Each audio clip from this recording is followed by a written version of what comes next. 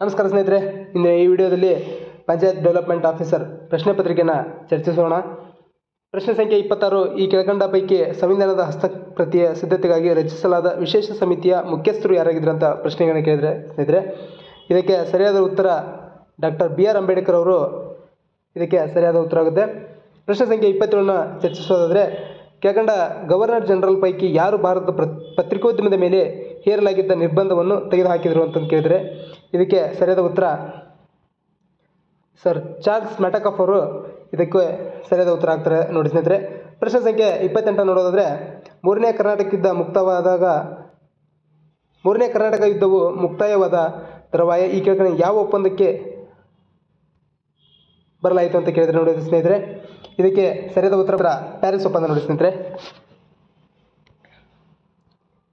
ಇದಕ್ಕೆ ಸರಿಯಾದ ಉತ್ತರ ಪ್ಯಾರಿಸ್ ಒಪ್ಪಂದ. ಪ್ರಶ್ನೆ ಸಂಖ್ಯೆ 29. ಕೆಳಗಿನ ಯಾವುದು ಭಾರತ ಸರ್ಕಾರದ ಸ್ಟಾಫ್ ಏಜೆನ್ಸಿ ಆಗಿರುವುದಿಲ್ಲ ಅಂತ ಕೇಳಿದರೆ ನೋಡಿ ಸ್ನೇಹಿತರೆ, ಇದಕ್ಕೆ ಸರಿಯಾದ ಉತ್ತರ ಬಂದು ನೀತಿ ಆಯೋಗ ಆಗಿರುವುದಿಲ್ಲ. ಪ್ರಶ್ನೆ ಸಂಖ್ಯೆ 30. ಆಡಳಿತಾತ್ಮಕ ಕಾರ್ಯಗಳ ಮೇಲೆ ನ್ಯಾಯಾಂಗ ನಿಯಂತ್ರಣ ಈ ತತ್ವಕ್ಕೆ ಸಂಬಂಧಿಸಿದೆ ಅಂತ ಕೇಳಿದರೆ ನೋಡಿ ಸ್ನೇಹಿತರೆ, ಇದಕ್ಕೆ ಪ್ರಶ್ನೆ ಆಪ್ಷನ್ಸ್ಗಳು ನೋಡಿದರೆ ಕಾನೂನು ಅಧಿಪತ್ಯ, ಅಧಿಕಾರದ ಪ್ರತ್ಯೇಕತೆ, ನ್ಯಾಯಾಂಗ ವಿಮರ್ಶೆ, ನಿಯೋಜನೆ, ಶಾಸನ ಅಂತ ಕೇಳಿದರೆ ಇದಕ್ಕೆ ಸರಿಯಾದ ಉತ್ತರ ಆಪ್ಷನ್ 3 ನೋಡಿ ಸ್ನೇಹಿತರೆ, ನ್ಯಾಯಾಂಗ ವಿಮರ್ಶೆ ಆಗಿರುವುದಿಲ್ಲ ಅಂತಂತೆ. ಪ್ರಶ್ನೆ ಸಂಖ್ಯೆ 31. ನಾಗರಿಕ ಸೇವಕರಿಗೆ ಸಂವಿಧಾನದ ರಕ್ಷಣೆಯನ್ನು ನೀಡುವ ಅನುಚ್ಛೇದ ಯಾವುದಂತ ಕೇಳಿದರೆ, ಇದಕ್ಕೆ ಕೊಟ್ಟಿರ್ತಕ್ಕಂಥ ಆಪ್ಷನ್ಗಳಲ್ಲಿ 315, ಅನುಚ್ಛೇದ 312, ಅನುಚ್ಛೇದ 311 ಆಗಿದೆ. ಇದಕ್ಕೆ ಸರಿಯಾದ ಉತ್ತರ ಬಂದು ಅನುಚ್ಛೇದ 311 ಆಗಿದೆ ನೋಡಿ ಸ್ನೇಹಿತರೆ. ಪ್ರಶ್ನೆ ಸಂಖ್ಯೆ 32 ನೋಡೋದಾದರೆ, ಹಣಕಾಸು ಆಯೋಗಕ್ಕೆ ಸಂಬಂಧಿಸಿದ ಈ ಕೆಳಕಂಡ ಯಾವ ಹೇಳಿಕೆ ಸರಿಯಾಗಿರುವುದಿಲ್ಲ ಅಂತ ಕೇಳಿದರೆ, ಇದನ್ನು ಅನುಚ್ಛೇದ 280 ಅಡಿ ರಾಷ್ಟ್ರಪತಿಯವರಿಂದ ರಚಿಸಲ್ಪಡುತ್ತದೆ. ಇದು ಕೇಂದ್ರ ರಾಜ್ಯಗಳ ನಡುವಿನ ಹಣಕಾಸು ಸಂಬಂಧವನ್ನು ವ್ಯಾಖ್ಯಾನಿಸುತ್ತದೆ. 1951 ಮೊದಲ ಹಣಕಾಸು ಆಯೋಗ ರಚಿಸಲಾಯಿತು. ಈಗಿನ 16ನೇ ಹಣಕಾಸು ಆಯೋಗದ ಅಧ್ಯಕ್ಷರು NK ಸಿಂಗ್ ರವರು. ಇದಕ್ಕೆ ಸಂಬಂಧಿಸಿದಂತೆ ಯಾವ ಹೇಳಿಕೆ ಸರಿಯಾಗಿಲ್ಲ ಎನ್ನುವುದಾದರೆ 32 ಆಪ್ಷನ್ NK ಸಿಂಗ್ ರವರು. NK ಸಿಂಗ್ ರವರು 14ನೇ ಹಣಕಾಸು ಆಯೋಗವಾಗಿದೆ. ಪ್ರಶ್ನೆ ಸಂಖ್ಯೆ 33 ನೋಡೋದಾದರೆ, ಪ್ರಶ್ನೆ ಸಂಖ್ಯೆ 33. ಜಂಟಿ ಸಂಸದೀಯ ಸಮಿತಿ ಸಂಬಂಧಿಸಿದ ಈ ಕೆಳಗಿನ ಯಾವ ಹೇಳಿಕೆ ಸರಿಯಾಗಿದೆ? ಆಪ್ಷನ್ ಎ ಇದೊಂದು ತಾತ್ಕಾಲಿಕ ಸಮಿತಿ. ಆಪ್ಷನ್ ಬಿ ಇದು ಸಂಸತ್ತಿನ 2 ಸದನಗಳ ಸದಸ್ಯರು ಒಳಗೊಂಡಿರುತ್ತದೆ. ಆಪ್ಷನ್ ಸಿ 22 ಸದಸ್ಯರನ್ನು ಹೊಂದಿರುತ್ತದೆ. ಆಪ್ಷನ್ ಡಿ ಇದರ ಶಿಫಾರಸು ಸರ್ಕಾರದ ಕಡ್ಡಾಯವಾಗಿ ಪಾಲಿಸಬೇಕಾಗುತ್ತದೆ. ಇದಕ್ಕೆ ಸರಿಯಾದ ಉತ್ತರ ಸ್ನೇಹಿತರೆ ಆಪ್ಷನ್ 1 ನೋಡಿ ಸ್ನೇಹಿತರೆ, ಅಂದರೆ ಇದು ಆಪ್ಷನ್ ಎ ಮತ್ತು ತಾತ್ಕಾಲಿಕ ಸಮಿತಿ ಮತ್ತು ಸಂಸತ್ತಿನ 2 ಸದನಗಳ ಸದಸ್ಯರು ಒಳಗೊಂಡಿರುತ್ತದೆ ಅನ್ನೋದೇ ಇದಕ್ಕೆ ಸರಿಯಾದ ಉತ್ತರ ನೋಡಿ ಸ್ನೇಹಿತರೆ. ಇದಕ್ಕೆ ಉತ್ತರ ಆಪ್ಷನ್ ಎ ಮತ್ತು ಬಿ ಎರಡು ಸರಿಯಾಗಿದೆ.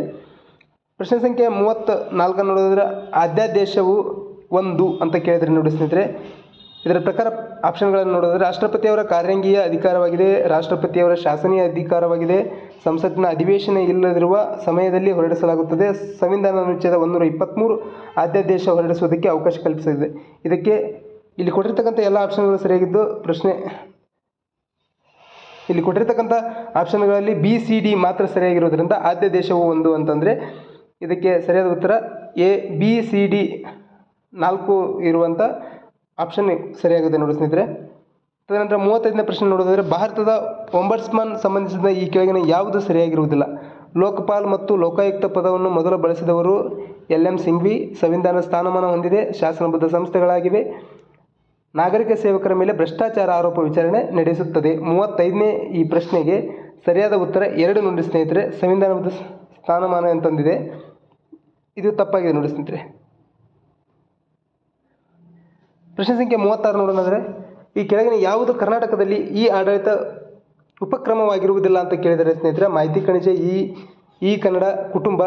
ಇದಕ್ಕೆ ಸರಿಯಾದ ಉತ್ತರ ಇಲ್ಲಿದೆ ನೋಡಿ ಸ್ನೇಹಿತರೆ 3. ಈ ಕುಟುಂಬ ಇದು ಉಪಕ್ರಮದಲ್ಲಿರುವುದಿಲ್ಲ. 37 ಪ್ರಶ್ನೆ ಸಂಖ್ಯೆ 37 ನೋಡಿದರೆ, ಈ ಕೆಳಕಂಡ ಹೇಳಿಕೆಗಳನ್ನು ಪರಿಗಣಿಸಿ ಅಂತ ಕೊಟ್ಟಿದ್ದಾರೆ. ಜಾಗತಿಕ ಡಿಜಿಟಲ್ ಆರೋಗ್ಯ ಉಪಕ್ರಮ ವಿಶ್ವ ಆರೋಗ್ಯ ಸಂಸ್ಥೆಯ ನಿರ್ವಹಿಸುವ ರಾಷ್ಟ್ರೀಯ ಡಿಜಿಟಲ್ ಆರೋಗ್ಯ ಪರಿವರ್ತನೆಗೆ ಬೆಂಬಲಿಸುವಲ್ಲಿ ಸಕ್ರಿಯವಾಗಿ ತೊಡಗಿರುವ ಸಂಘಟನೆಗಳು, ಸಂಸ್ಥೆಗಳು ಮತ್ತು ಸರ್ಕಾರದ ತಾಂತ್ರಿಕ ಏಜೆನ್ಸಿಗಳು ಒಂದು ಜಾಲವಾಗಿದೆ ಅಂತ ಕೊಟ್ಟಿದ್ದಾರೆ option A.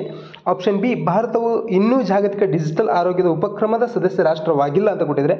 Option C, GIDH ಎಲ್ಲರಿಗೂ ಗುಣಮಟ್ಟ ಸೇವೆಯನ್ನು ಒದಗಿಸುವುದಕ್ಕೆ ಸ್ವತಂತ್ರ ರಾಷ್ಟ್ರಗಳ ಸಾರ್ವಭೌಮತೆಯ ಕಾನೂನುಗಳ ನಿಬಂಧನೆಗಳು ಮತ್ತು ಉಪಕ್ರಮಗಳಲ್ಲಿ ಹಸ್ತಕ್ಷೇಪ ಮಾಡಬಹುದು ಅಂತ ಕೊಟ್ಟಿದ್ದಾರೆ.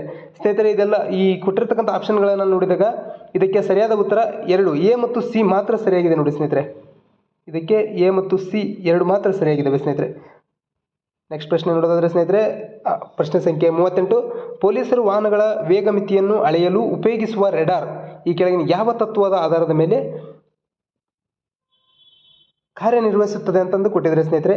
ಇದಕ್ಕೆ ಸರಿಯಾದ ಉತ್ತರ ಇದೆಲ್ಲ ಓದಿರ್ತೀವಿ. ರಾಮನ್ ಪರಿಣಾಮ, ಕಾಂತಿ ಇಂಡಕ್ಷನ್ ಪರಿಣಾಮ, ಡಾಪ್ಲರ್ ಪರಿಣಾಮ, ಕೊಲಂಬೋ ಪರಿಣಾಮ ಅಂತ ಕೊಟ್ಟಿದ್ದಾರೆ. ಇದಕ್ಕೆ ಸರಿಯಾದ ಉತ್ತರ ಸ್ನೇಹಿತರೆ ಡಾಪ್ಲರ್ ಪರಿಣಾಮ ಇದರಲ್ಲಿ ಇರುತ್ತೆ ನೋಡಿ ಸ್ನೇಹಿತರೆ. ಪ್ರಶ್ನೆ ಸಂಖ್ಯೆ 39 ನೋಡೋದಾದರೆ ಸ್ನೇಹಿತರೆ, ಭಾರತೀಯ ನ್ಯಾಯ ಸಮಿತಿ 2023 ಕುರಿತಂತೆ ಈ ಕೆಳಗಿನ ಯಾವ ಹೇಳಿಕೆ ಸರಿಯಾಗಿದೆ ಅಂತ ಕೇಳಿದರೆ ಸ್ನೇಹಿತರೆ, ಅದರ ತಕ್ಕಂತೆ ಆಪ್ಷನ್ಗಳನ್ನು ನೋಡೋದಾದರೆ, ಲಘು ಅಪರಾಧಿಗಳಿಗೆ ಸಮುದಾಯ ಸೇವೆ ಮಾಡುವ ಉಪಬಂಧ ಕಲ್ಪಿಸುವ ಮೂಲಕ ಇದು ನ್ಯಾಯ ಕೇಂದ್ರಿತ ದೃಷ್ಟಿಕೋನದ ಮೇಲೆ ಆಧಾರವಾಗಿರುತ್ತದೆ. ಇದು ಭಯೋತ್ಪಾದಕ ಕೃತ್ಯಗಳಿಗೆ ಸಂಬಂಧಿಸಿದ ಉಪಬಂಧಗಳನ್ನು ಒಳಗೊಂಡಿರುತ್ತದೆ. ಭಾರತೀಯ ನ್ಯಾಯ ಸಂಹಿತೆ 2023 ಅಡಿಯಲ್ಲಿ ವೈವಾಹಿಕ ಅತ್ಯಾಚಾರವನ್ನು ಪರಿಭಾಷಿಸಲಾಗಿದೆ ಅಂತ ಕೊಟ್ಟಿದ್ದಾರೆ ಸ್ನೇಹಿತರೆ. ಇದಕ್ಕೆ ಆಪ್ಷನ್ಗಳನ್ನು ನೋಡೋದಾದರೆ, ಇಲ್ಲಿ ಕೊಟ್ಟಿರ್ತಕ್ಕಂಥ ಆಪ್ಷನ್ಗಳಲ್ಲಿ ಆಪ್ಷನ್ 4 ಎ ಬಿ ಸಿ ಎಲ್ಲವೂ ಸರಿಯಾಗಿದೆ ನೋಡಿ ಸ್ನೇಹಿತರೆ. ಪ್ರಶ್ನೆ ಸಂಖ್ಯೆ 40 ನೋಡಿದರೆ, ಭೂ ಸುಧಾರಣಾ ಕಾಯ್ದೆಗೆ ತಿದ್ದುಪಡಿ ತರಲಾದ ಸಂವಿಧಾನದ ಯಾವ ಅನುಚ್ಛೇದದಲ್ಲಿ ಉಪಬಂಧಿಸಲಾಗಿದೆ ಅಂತ ಕೊಟ್ಟಿದ್ದಾರೆ ಸ್ನೇಹಿತರೆ. ಇದರಲ್ಲಿ ಕೊಟ್ಟಿರ್ತಕ್ಕಂಥ ಆಪ್ಷನ್ಗಳಲ್ಲಿ 240, 44, 246, 248 ಕೊಟ್ಟಿದ್ದಾರೆ ಸ್ನೇಹಿತರೆ. ಇದಕ್ಕೆ ಸರಿಯಾದ ಉತ್ತರ 248 ನೋಡಿ ಸ್ನೇಹಿತರೆ. ಇದಕ್ಕೆ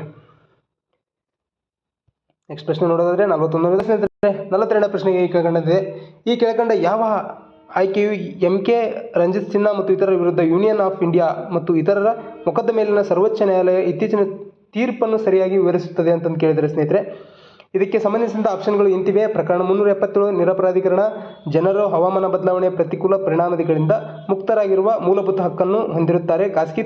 ಖಾಸಗಿತನದ ಹಕ್ಕು ಭಾರತದ ಸಂವಿಧಾನದ 21ನೇ ಅನುಚ್ಛೇದ ಅಡಿಯಲ್ಲಿ ಜೀವಿಸುವ ಮತ್ತು ವೈಯಕ್ತಿಕ ಸ್ವಾತಂತ್ರ್ಯದ ಹಕ್ಕಿನ ಅವಿಭಾಜ್ಯ ಅಂಗವಾಗಿದೆ. ಅಗತ್ಯ ಧಾರ್ಮಿಕ ಪದ್ಧತಿಗಳಲ್ಲಿ ಸಿದ್ಧಾಂತ ರೂಪಿಸಲಾಗಿದೆ. ಇದಕ್ಕೆ ಸರಿಯಾದ ಉತ್ತರ ಸ್ನೇಹಿತರೆ ಆಪ್ಷನ್ 3 ನೋಡಿ ಸ್ನೇಹಿತರೆ. ಇದಕ್ಕೆ ಸರಿಯಾದ ಉತ್ತರ.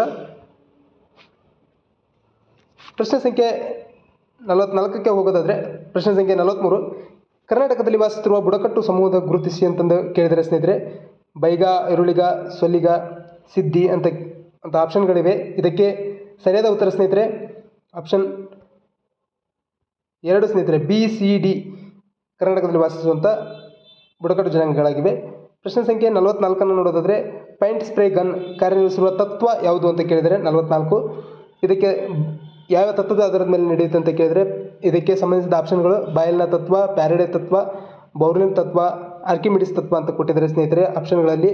ಇದಕ್ಕೆ ಸರಿಯಾದ ಉತ್ತರ 3 ನೋಡಿ ಸ್ನೇಹಿತರೆ, ಬರ್ನೌಲಿ ತತ್ವ ಅಂತ ಆಧಾರದ ಮೇಲೆ ಕಾರ್ಯನಿರ್ವಹಿಸುತ್ತದೆ.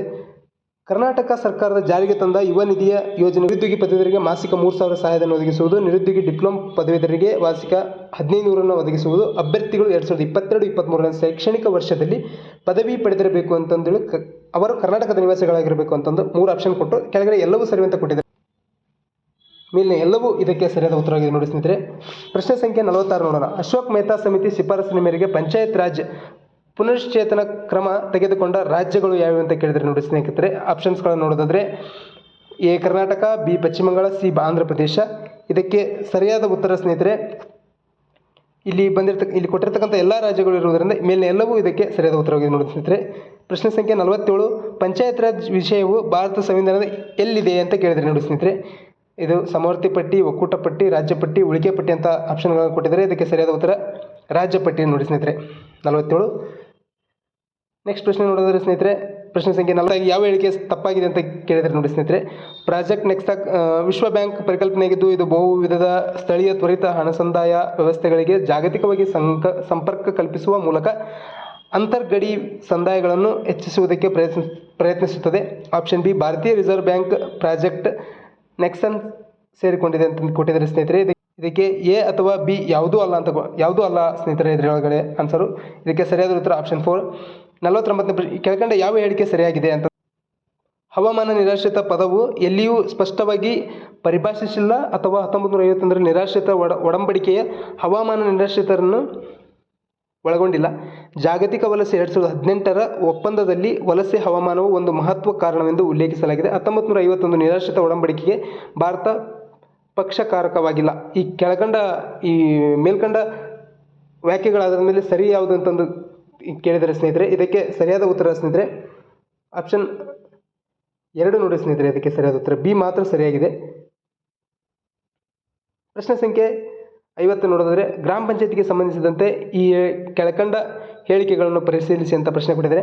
ಅನುಚ್ಛೇದ 243 ಪಂಚಾಯತ್ಗಳ ರಚನೆ, ಅನುಚ್ಛೇದ 243 ಗ್ರಾಮಸಭಾ, ಅನುಚ್ಛೇದ 243 ಪಂಚಾಯತ್ ಚುನಾವಣೆ, ಅನುಚ್ಛೇದ 243 ಸೀಟುಗಳ ಮೀಸಲಾತಿ ಅಂತ ಕೊಟ್ಟಿದ್ದಾರೆ. ಅದರ ಕೆಳಗಡೆ ಕೊಟ್ಟು ಆಯ್ಕೆಗಳನ್ನು ಸರಿಯಾದ ಉತ್ತರಗಳನ್ನು ತಿಳಿಸಿ ಅಂತ ಹೇಳಿದರೆ ಎ ಮತ್ತು ಬಿ ಮಾತ್ರ ಸರಿಯಾಗಿದೆ, ಬಿ ಮತ್ತು ಸಿ ಮಾತ್ರ ಸರಿಯಾಗಿದೆ, ಎ ಬಿ ಸಿ ಮಾತ್ರ ಸರಿಯಾಗಿದೆ, ಮೇಲೆ ಎಲ್ಲವೂ ಸರಿಯಾಗಿದೆ ಅಂತ ಕೊಟ್ಟಿದ್ದಾರೆ ಸ್ನೇಹಿತರೆ. ಇದಕ್ಕೆ ಸರಿಯಾದ ಉತ್ತರ ಎ ಬಿ ಸರಿಯಾಗಿದೆ ನೋಡಿ ಸ್ನೇಹಿತರೆ. ಇದಕ್ಕೆ ಎ ಬಿ ಸಿ ಸರಿಯಾಗಿದೆ. ಓಕೆ.